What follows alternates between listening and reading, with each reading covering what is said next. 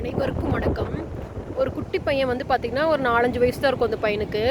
அவங்க வீட்டுக்கு பின்னாடி ஒரு கிணறு இருக்குது. அந்த கிணத்த போய் எட்டி பார்க்குது. ஒரு பாம்பு அந்த பையனை பார்த்தோன்னே வெளியில் வருது. வெளியில் வந்து அந்த குட்டி பையனுக்கு தெரியல பாம்பு வந்து ஒரு விஷம் அப்படின்ட்டுலாம் தெரியாதுல்ல அந்த குட்டி பையனுக்கு.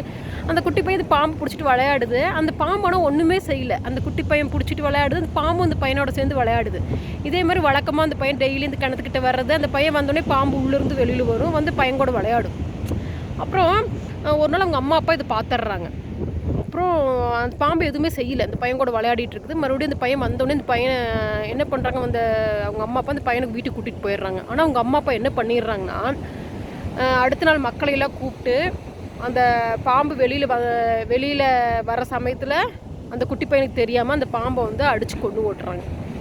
அப்புறம் அடுத்த நாள் வழக்கமாக அந்த குட்டி பையன் பாம்போட விளையாடலான்னு சொல்லிட்டு போகுது. எட்டி பார்க்குது. கிணத்துலேருந்து அந்த பாம்பு வெளியில் வரவே இல்லை. ஏன் இன்னும் வரல அப்படின்னு சொல்லிட்டு அந்த குட்டி பையன் என்ன பண்ணிடுது, அந்த கிணத்துக்குள்ளே குதிச்சு இறந்து போயிடுது. ஏன்னா குட்டி பையனுக்கு நீச்சல் தெரியாது அல்லவா. அப்புறம் அவங்க அம்மா அப்பா அழுன்னு அழுகுறாங்க. ஸோ அந்த கதை நம்ம என்ன தெரிஞ்சுக்கிட்டோம் அப்படின்னா, அந்த பாம்பு எதுவுமே பண்ணல.